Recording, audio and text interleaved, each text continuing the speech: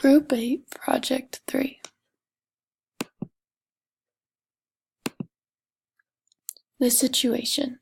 A child comes to school with poor hygiene, has not been bathed, their hair is a mess, and the children are saying they smell bad.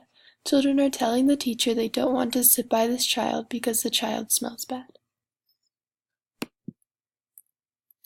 The original proposed solution. Having a hygiene lesson. Communicate the issue with the parent of the students. Present a solution while teaming up with the parents and referring the right resources to resolve the issue at home and at school. Create a lesson plan to teach the basics of proper hygiene and its value to the students. Follow up with parents and monitor and report progress. Pros of this solution. Teamwork with parents. Effective communication is established. All students are involved and additional resources provided. Solutions at home. Possible cons of this. Parents may not know what to do or how to use the help offered. Possible conflicting point of views. Teacher assumes the parent's willingness to cooperate. Misunderstanding causes contention and no one arrives at a solution. Why? What factors were important to consider? In order to resolve the issue, we need to find out the root of the problem. Since this child is so young, we had to involve the parents. This is an issue that really needs to be resolved at home, so it could also be resolved at school. We considered what the root of the issue was by looking more into how life at home and arranging a meeting with Sarah's mother. Once we realized that the children and family were lacking the resources to maintain proper hygiene, we decided to offer solutions and refer the mother and family advocate to provide additional resources. We considered, why are the students making fun of this child? Does the child understand the importance of good hygiene?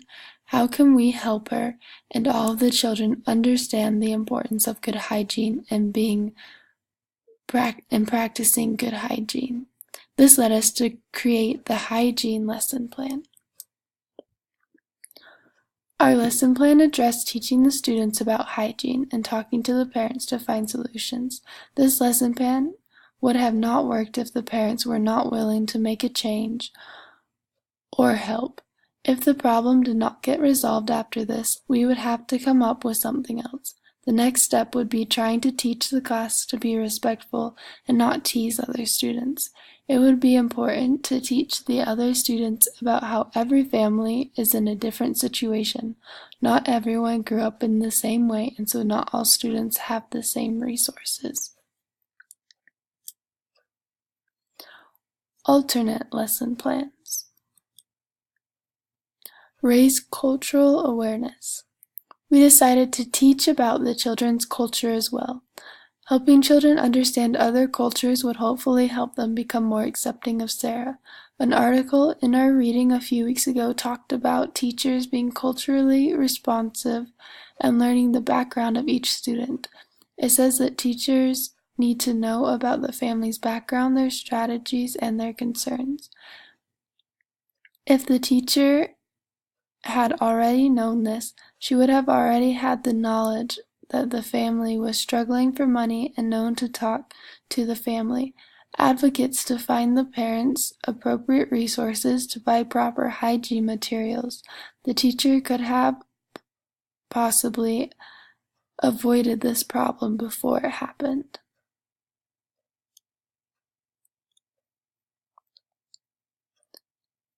Lesson on respecting your neighbor.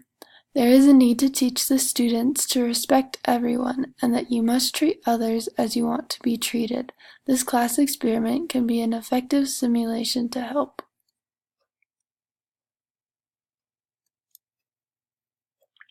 Summary of lesson plan on respect. The teacher tells her students that all brown-eyed children are good and behave well in class. She tells them all brown-eyed children get more time at recess and get to be first in line at lunch. She tells them blue-eyed children aren't as good as brown-eyed children, and they don't get special privileges because they don't have brown eyes. She makes all the blue-eyed children wear a collar so everyone knows who they are. The following day she says that she told them wrong the day before, and now all the blue-eyed children are better than the brown-eyed children. All the blue-eyed children get special privileges, etc. At the end of the day, she discusses with her children how they felt. The blue-eyed children felt bad that false assumptions were made about them and that they received special privileges. The brown-eyed children felt bad when the blue-eyed children made fun of them for having brown eyes and wouldn't play with them because of their eye color. The video is teaching children to not discriminate against people because of the color of their skin. This experiment can be done with preschoolers, but the teacher would have to be more careful because they would be very sensitive to being discriminated against. Teachers must first notify parents of the experiment and get permission from them to do this lesson. Another idea for the experiment would be to have all the girls get special privileges, longer recess time, etc., while the boys don't, then switch it the next day. Lesson on emotions and social skills. A role play with puppets can produce an effective lesson. The teacher would have one puppet say hurtful things to the other puppet and have one puppet cry and not want to go to school anymore. The teacher would then discuss with the children what each puppet did and why it made the other cry. After their observations, the teacher would ask them how the puppet should have behaved instead. This could lead to a discussion on emotions and feelings. Such puppet role play can teach social skills by using social therapy, which is a interpretation to help children who have trouble making and keeping friends learn to relate to others. Puppet role plays can address social situations and allow teachers to model appropriate behavior. Teachers can be a coach to the student.